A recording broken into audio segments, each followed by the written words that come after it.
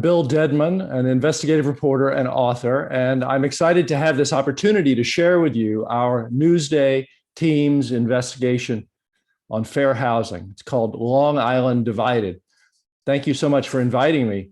It's gratifying that so many real estate associations around the country have responded to our team's investigation and are using it to provoke an important conversation. So we can dive right into looking together at some of our Newsday video of agents in action, perhaps not on their best days. And we can talk about what agents can say about schools and about new training available. I'm hoping that this session will be helpful to you and challenging, something to think about and to take action on. Now, I'd like to mention a related story from earlier in my career with lessons for today. The stories in the Atlanta newspapers were called The Color of Money. They were about redlining, the practice of mortgage lenders doing business on one part of the map, but not another. Back in the late 1980s, this was. Redlining had gotten attention earlier, but seemed to be thought of as something from the past. We found that lenders in Atlanta and elsewhere were making home loans in white areas, even lower income white areas, but not in black areas. Even the higher income areas that were the home in Atlanta to Coretta Scott King and Andrew Young and the vice presidents at Coca-Cola and Delta Airlines. What's interesting in connection with this recent investigation is that the bank customers would have no way to know where the banks didn't make loans. The customer would have no basis for making a complaint. But we looked at how the banks operated. We found differences in which real estate agents the banks were marketing to and where customers could put in a loan application. One lesson we learned was how small actions, perhaps unintentional ones, could have a huge impact in perpetuating a segregated system. And I'd like to make a connection to a more recent project for the Boston papers called it was called Speed Trap. It was about racial profiling, in effect. It was about what happens when you get stopped for speeding in Massachusetts. An interesting thing about being stopped by an officer for speeding is, first of all, we were all speeding. And second, you have no way to know if you're being treated equally. If you get a warning, if you get a ticket, did everyone else get the same? It's similar to being a bank customer or a real estate customer. You have no way to know whether you're treated the same as everyone else. So you would have no basis for a complaint. What we found was that in Massachusetts, who gets a ticket and who gets a warning is easy to predict if you know the race, sex, and age of the driver. For example, women more often got a warning, especially younger women up to about age 40. It's the same as who gets roles in Hollywood. Minorities almost always got the ticket, especially Black and Latino men. So there seemed to be some racial profiling at work in that decision once you're already stopped at the window. And again, the customers wouldn't know. Maybe even the officers wouldn't know how it breaks down. And one officer wouldn't know the breakdown for any other officer. Now, as with home mortgages, the public records there answered questions about what was happening. I think what's different about our Long Island Divided investigation of steering in real estate is that we're not coming along later looking at records. With the video cameras, you can watch people violate the law. And their names are on the screen. You can see specific agents and the names of their companies. And I think having that caught on video may have helped lead to a greater impact in changing the system, partly because agents and brokers have realized what a high risk they have, a reputational risk. Now, about Newsday's investigation. Why did our team start this investigation in the beginning?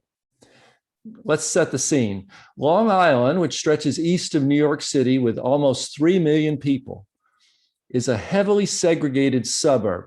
What we mean by that is there's a lot of diversity overall, But people from all races and nationalities live there, but especially African Americans are concentrated in very few communities. Out of more than 200 communities in these two counties, a majority of the Black residents live in only 8 communities.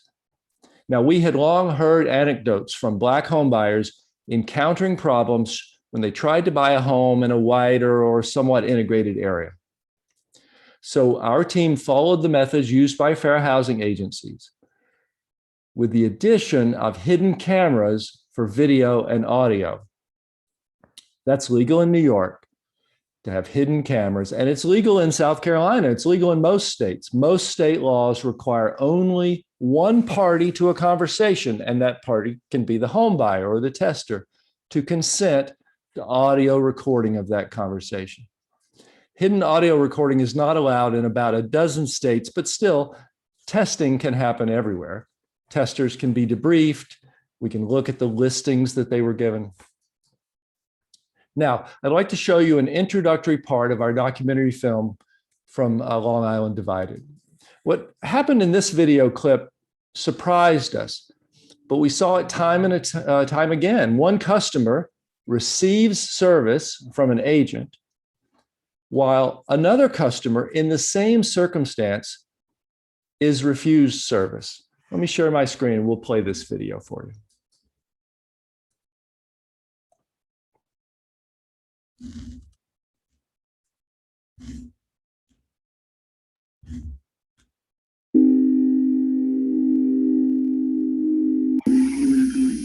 But you don't want to go there. It's a mixed neighborhood. Mixed neighborhood. If agents are courteous and professional, how can you know that they're treating you equally compared with someone of a different race or ethnicity? I have to say it without saying it, you know. Behind smiles and handshakes, how do you know if they're giving you fewer options or suggesting different areas? I'm not going to send you anything in one direction unless you don't want to start your car to buy your friend. Or that rules don't apply to you and another home buyer in the same way. Yeah, okay, I definitely made that. Long Island is one of America's most segregated suburbs. Newsday set out to discover what role real estate agents might play in keeping it that way, potentially affecting the quality of lives. Technically, as a real estate agent, you shouldn't tell the buyers. In house hunting, it's nearly impossible to see evidence of hidden discrimination. You would never know unless you go undercover.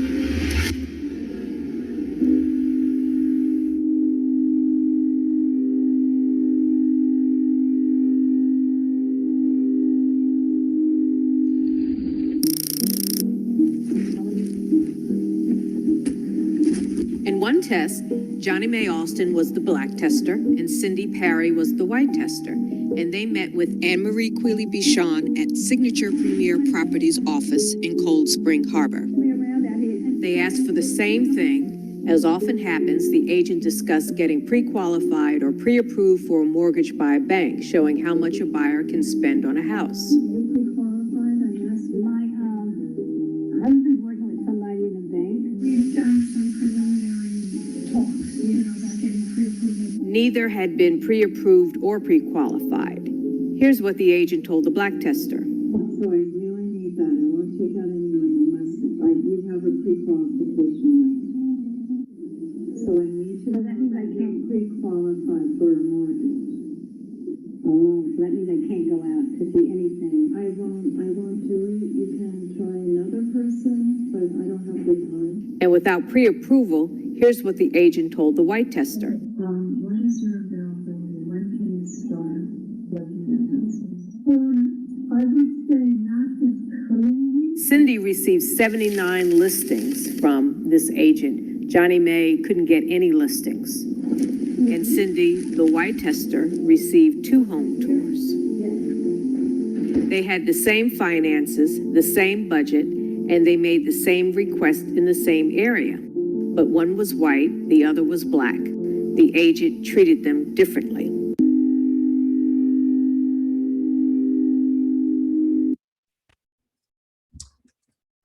Now, let's talk about how these tests were conducted and the results.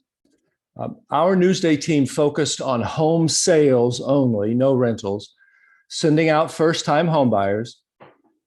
We'd send out a white home buyer and then an Asian home buyer, or white and black, or white and Hispanic. The home buyers gave the agent the same circumstances. First-time home buyers, so selling another property was not involved. We chose testers of the same gender and roughly the same age. We dressed them in the same business casual style. I went shopping at Nordstrom for similar purses for the women. They asked for the same number of bedrooms, and they were prepared to give the same income and same credit scores, but rarely were they asked for any financial information other than mortgage pre-approval status on which they were identical. We shop for houses from entry level. Now, in New York City area prices, entry level is about $400,000, to the high end, $7 million. Now, $7 million won't get you in Alec Baldwin's house in the Hamptons, but it'll get you into his neighborhood. Always the same price range, though, for both testers in a pair. And they saw the same agent. Now, how did we pick the agents? We didn't pick the agents. The brokerages picked which agents would be tested, though they didn't know it. Whoever was on the board to handle walk-ins or phone calls, that was the agent tested.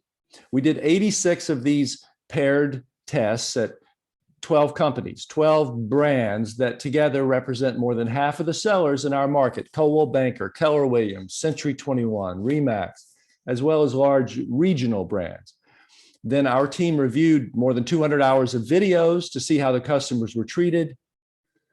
And we analyzed the thousands of listings to see what school districts and what communities they were given.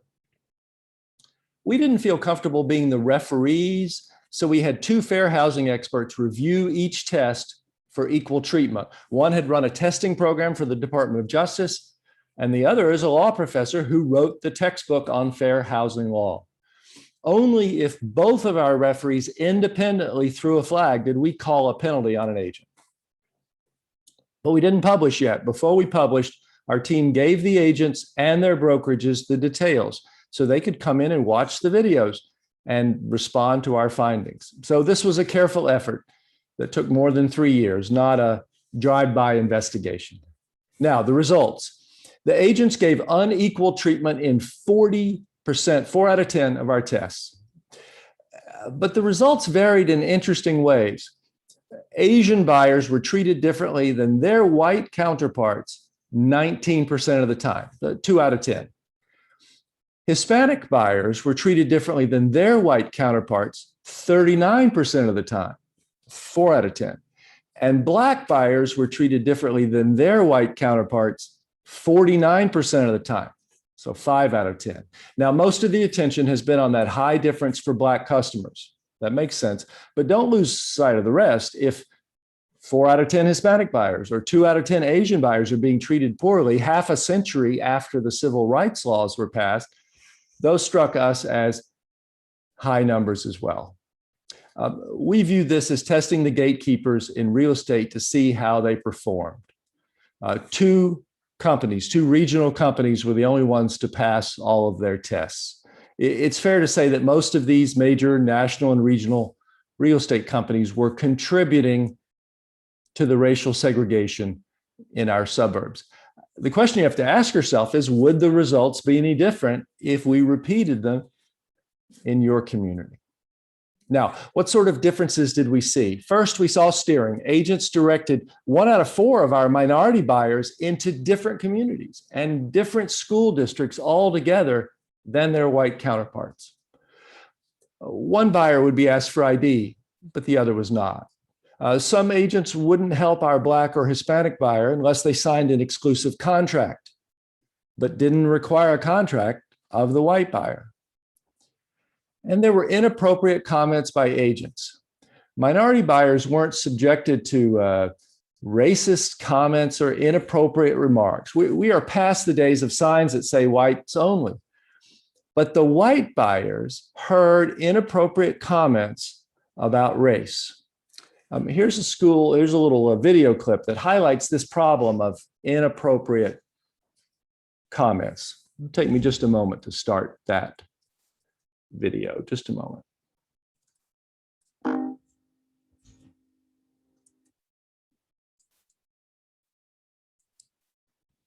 Here we go.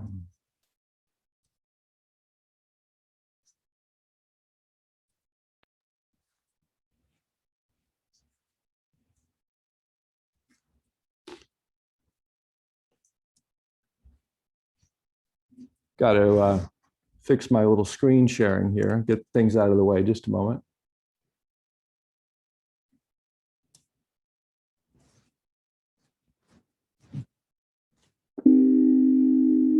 Really came in, and they really took over Springs in Northwest Woods area. Here, an agent gives conflicting advice about Freeport. Now you have a bad school district, and that's not good for resale value. On the school bus, see the moms that are hanging out on the corners. But you don't want to go there. It's a mixed neighborhood. It should be in the United Nations. Because you might be more comfortable in a certain demographic area that isn't heavily one way or another in terms of the people. Bayshore has two school districts, Brentwood and Bayshore. You don't want to have Brentwood school districts. You want to have Bayshore school district. I can't say anything, but I encourage you, I want you to go there at 10 o'clock at night with your wife, buy diapers. Go to that 7-Eleven. They didn't buy there.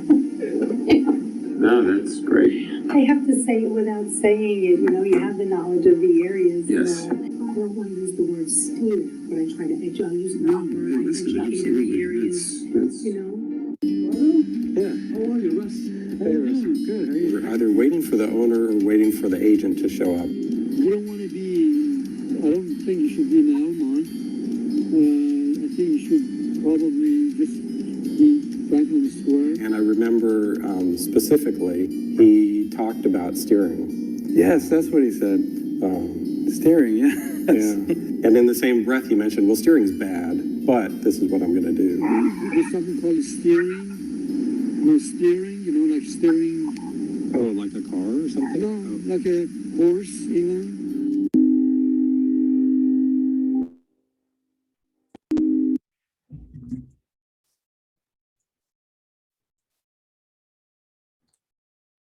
All right, let me get things back to where I can share.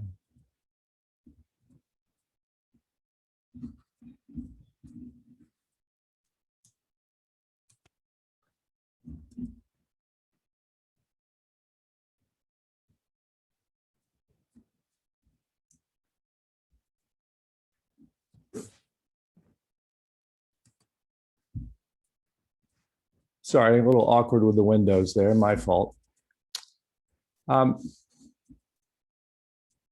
Now, it seemed to us that some agents had maybe gotten the impression through the years that complying with the fair housing laws is some sort of political correctness, you know, that it means not saying the wrong thing or not saying the wrong thing to the wrong person who might complain about it. Perhaps we need more attention to steering and differential treatment on what people do instead of what they say. And are agents giving the same advice to all clients, treating all clients equally? Now, steering is an imprecise term. It's often used as a catch-all for various behaviors, such as we saw telling one person that there's no housing in an area in their price range, but showing housing in that price range to others, or making unsolicited comments about religion or ethnicity or race or the schools, comments about crime or resale values as a way of discouraging someone from living in one place or another, especially while giving contrary information to someone else. We heard agents tell white buyers, avoid an area because of poor resale values. You saw an example of that, while encouraging minority buyers to look there. And we just saw differences in the level of service. Overall, our white testers got 50% more listings, 50% more listings than their black counterparts. Now, we've been discussing this in terms of individual buyers, but look at it neighborhood by neighborhood for a moment. You know, both testers would ask for an area within half an hour of downtown, within 20 minutes of this community, for example. And that area would include many different communities or neighborhoods in the circle. But often the wider areas within that circle had listings that would be given only to our white buyer. So in effect, the minorities were being steered around those communities. But something happened that we didn't expect. We had minority communities in the circle for both buyers where neither buyer was given any listings. Homes are for sale in the price range. These were the communities with more than a modest amount of Black population. The agents were steering around those communities for all buyers. Now, who has the lawsuit in this case? Our experts said, well, not only does the white buyer and the minority buyer have a lawsuit under the Fair Housing Act, they're being steered illegally, but the communities themselves are being harmed, the governments, and anyone who's tried to sell a home in those areas, and their listing brokers have a complaint under the Fair Housing Act against the brokerages that are steering around them. Fewer home shoppers means lower home values, lower home equity, and less tax money for schools. Here's a video clip with a strong example of steering. An agent tells one family that an area would be a good place to live with the nicest neighbors, while the agent warns another family that it's a dangerous place. Take me just a moment to start that clip.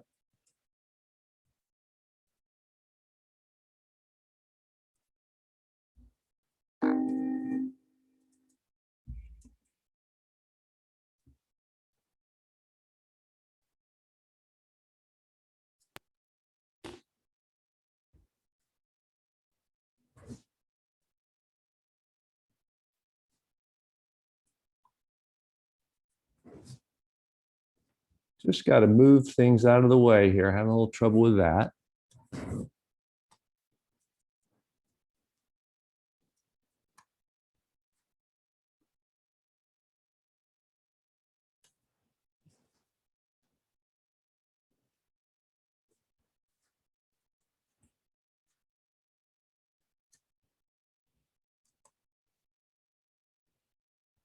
Sorry, I just got one thing on my screen covering up another thing, so that's frustrating me. Just a moment, please. There we go.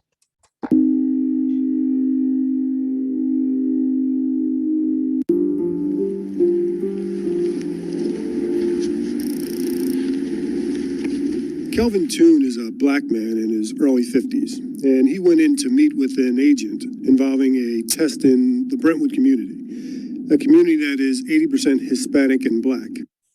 The agent communicated to Kelvin, our Black tester, that she enjoyed meeting with clients from the Brentwood area. Every time I get a new listing in Brentwood or a new client, I get so excited because they're nice people. When we sent Kelvin's counterpart in to meet with the same agent, the white tester was actually warned about Brentwood not being a nice place. The nursing home we need to be near is in Brentwood. Okay. And so we found a couple that are in Brentwood. Pretty close to each other.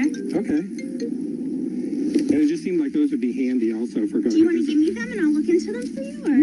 Yeah, I can do that. That warning came later to the white tester saying there was concern about gang activity going on in Brentwood.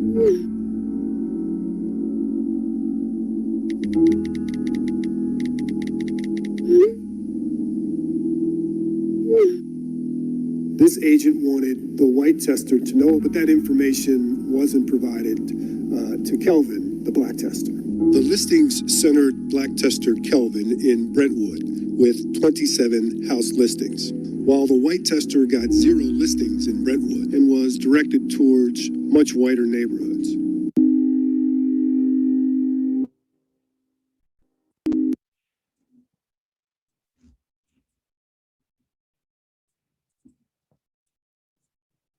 All right. You know, I saw someone post a question in the chat, and I'm often asked, do you think the agents in this documentary were knowingly steering?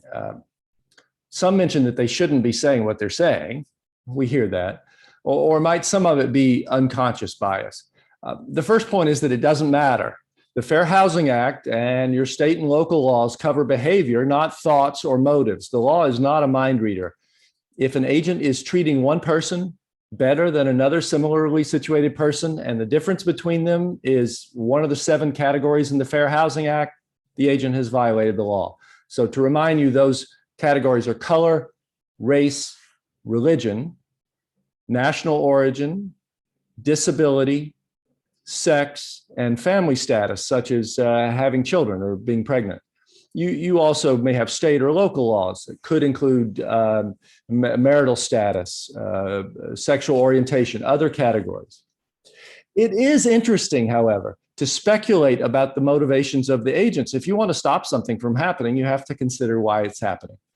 Some agents may, in effect, be profiling, that is, assuming that the person of color can't really afford homes in that price range, or can't qualify for the mortgage and will be wasting the agent's time, while accepting the stated price range without question from a white buyer.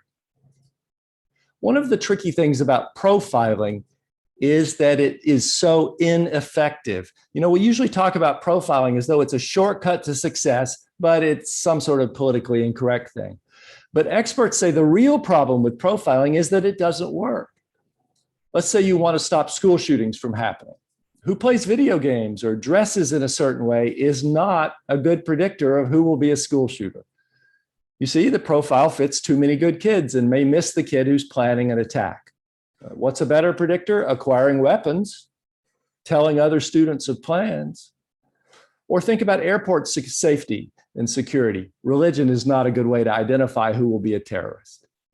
And in real estate, race is not a good way to identify which customers can afford a home. You leave too much money on the table if you assume that people of color can't be good customers. Besides, it's illegal. Now, some agents may think, consciously or not, that they'll make money faster with less effort if they show people homes where you'll feel comfortable. You heard an agent say something very close to that. But why assume that people want segregated neighborhoods? Besides, it's illegal.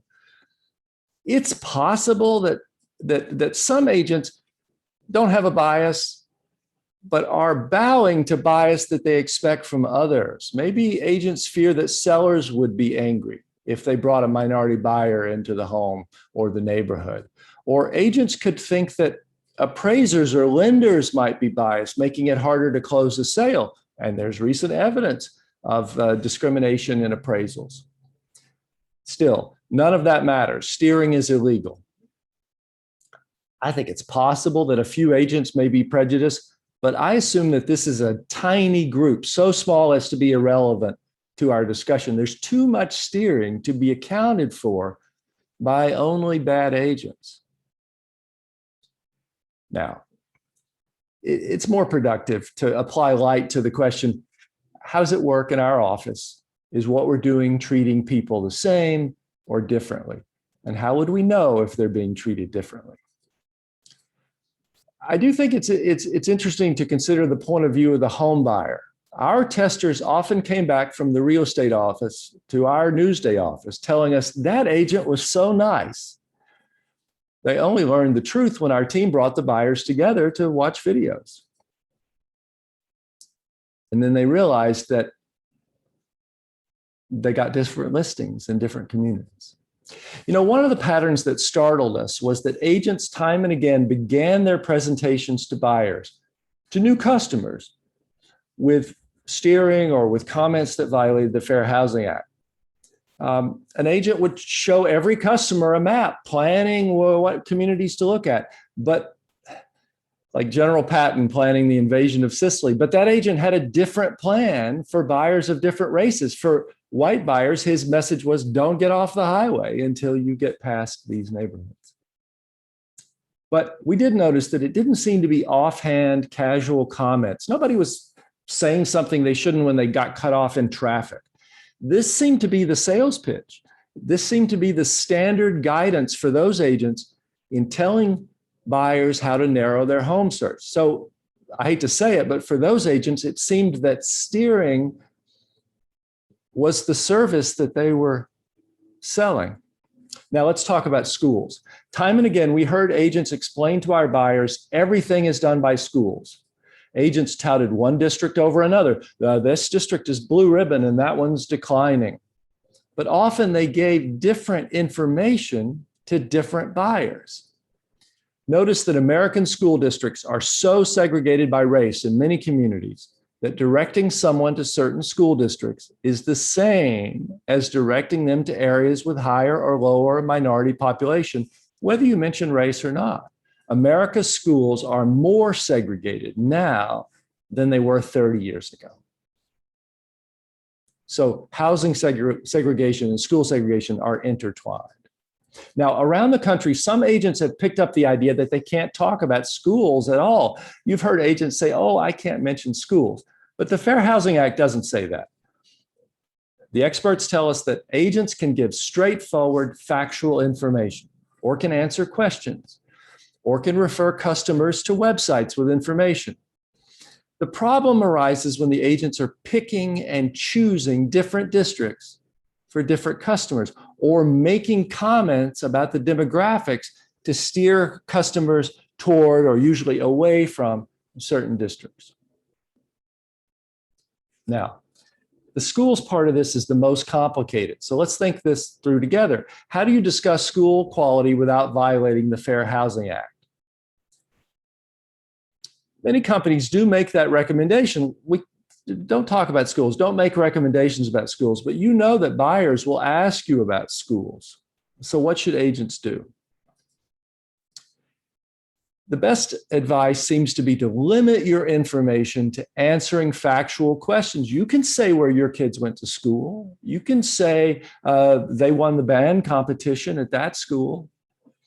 But stay away from the trap of using or responding to vague labels such as good or nice or high performing. It's the same in crime rates, to answer someone's question. Vague, oh, that's safe or not safe. Real estate agents are not experts in schools. They're not experts in crime rates. You can share information. You can tell people they can look up information about areas on their own. And also keep in mind, well, write this on the blackboard 100 times. School test scores are usually what we have to measure school quality. And school test scores don't tell you how good a school is. School test scores tell you mostly how wealthy and educated are the parents who send their kids to that school.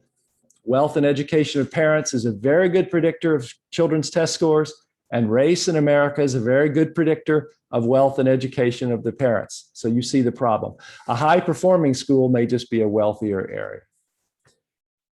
The school with the lower test scores may be the higher performing one because good teachers are bringing up the scores of students who are growing up with fewer advantages at home. Greatschools.org, the school ranking website, has stopped using only test scores to rank schools because it realizes that it just promotes segregation. And NAR has spoken up in favor of this change. Now, NAR says it's working on trying to get you clearer advice about schools, but in a way, it's a moral question. You don't want to promote segregation. But the legal answer for the moment is you can share objective information. Just make sure you're giving the same information to every customer. We had agents come give our customers who came back to our office lists of which school districts, and the same agent would send two different customers back with two different lists. Now, often I'm asked what happened to the agents in these videos. We don't know yet.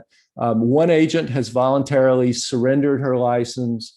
Others are facing disciplinary hearings that will probably continue on through this pandemic year. All the agents and their brokers were called to testify before a state hearing, and some didn't handle it very well. The agent you saw who said, just follow the school bus and look at the mothers waiting for the bus, she said, well, I just meant for the customers to learn where the bus routes were. And the agent who said the Hispanics are taking over this neighborhood, he said he meant that in a positive way. Well, our New York State Senate has approved new rules. They haven't passed the other half of our legislature yet, but probably will. And those new rules essentially have new regulations, more testing, and more fines. And where do the fines go? They pay for more testing. So if you want to stop speeding, you'll add enforcement. And that's what New York State is doing. Nationally, we expect more enforcement from HUD, from the US Department of Housing and Urban Development, under the new administration. It's much more likely we'll see a return to vigorous enforcement of the fair housing laws. Let's talk a little bit, before we run out of time, about some of what the National Association of Realtors has proposed. They've responded vigorously to our investigation. They have a new program called ACT, A for accountability, C for culture change, T for training. And you can look this up, but I'll summarize. A stands for accountability. This is completely new. NAR is working with your state realtor associations to look at your state laws and to point out where licensing and enforcement is weak compared with other states. The National's not telling your state what to do, but they're pointing out where there are gaps that you can take up with your legislature. That's a new thing. And NAR has developed a voluntary program to help companies that want to test their own agents. Now, you may think, well, there aren't any such companies. But the CEO of Realogy, which owns Century 21 and Coldwell Banker and Sotheby's International and others, says, yes, we should be testing our own agents. And NAR says, we'll help. NAR is working out a program to get fair housing groups together to show how to test and to lay out sort of a cookbook for how to do testing. That is completely different. That's the accountability part. C stands for culture change. And NAR says, we realize that this is going to be the hardest part. You know that now your realtor code of ethics has a core component that says that racial discrimination violates your code of ethics. You may not know that for 50 years, the same realtor code of ethics prohibited selling a home in a white neighborhood to a black person, or used code later, anyone who was detrimental to the neighborhood. So let's acknowledge that cultures can be changed and that change can take a long time. Our country has a long history of blockbusting, of racial covenants on deeds, of steering, of subprime lending that robs neighborhoods of home equity. So these are not just historical facts. The effects continue today because the effects of segregation carry down from generation to generation. Home equity is the money that the grandkids will use for college.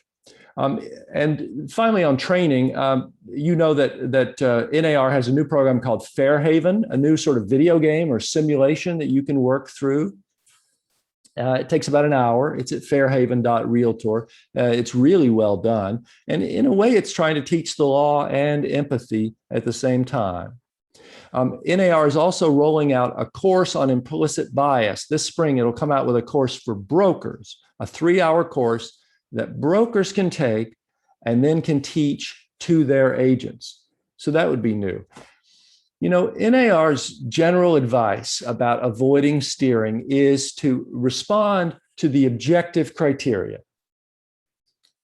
Does the customer want to be in this location? What did they say about the location? How many bedrooms do they want? Do they want a corner house or not, et cetera? Objective criteria. And then to think about your biases. Think about, well, why did I exclude or include various areas? I would add to NAR's advice a question. It's a layman's question. I'm a journalist, not a real estate agent, but why do agents need to be picking and choosing, excluding areas at all? I don't see how a broker today whose license is at risk for violation of the fair housing laws can have any confidence that an agent is giving the same listings to two different customers. And I haven't seen any evidence that brokers are watching that come along later and say, what listings did you give and what did they ask for? And I don't see how a broker can have any confidence that two different agents in the same office would give the same listings to two buyers or testers. It seems that if we stopped steering at all, picking and choosing neighborhoods, that would stop illegal steering. Why not just give everybody the same listings? Why not pre-qualify and pre-approve everybody the same way? Have a checklist, ask people the same way. We saw buyers time and again come back with one with a fat folder, one with a skinny folder of information from the same agent. That seems like something you can fix in your office. What I hope you'll do is you'll go and read our stories, watch our full 40-minute film. It's at newsday.com/divided. Have a movie night. Share this with your colleagues. When we can all get back together, have a movie night. Share it with your customers, post it on Facebook. Talk about it, but not talk about it in a blaming sense. Who's the racist in our office is not a very productive conversation. No. Talk about how could good agents in our office be allowing steering to happen? Are we sure steering isn't happening? What is our procedure? What's our process? How do we audit what happens to make sure, because I assume that all of you want to make sure that everybody who calls or someday walks into your office again or contacts you through the internet gets equal treatment, gets fair, equal, law-abiding service. So the question is, how do we make sure that happens? How does it work in our office today? And what can we do? What checks can we put in place to make sure that everybody is treated fairly? I want to thank you very much. I'm at bill@powerreporting.com. You'll find our stories at newsday.com/divided. I thank you very much for your attention. I'm going to let you go. And in just another minute, you're going to get bounced back to the rest of your conference. Thank you. Thank you all very much for your attention.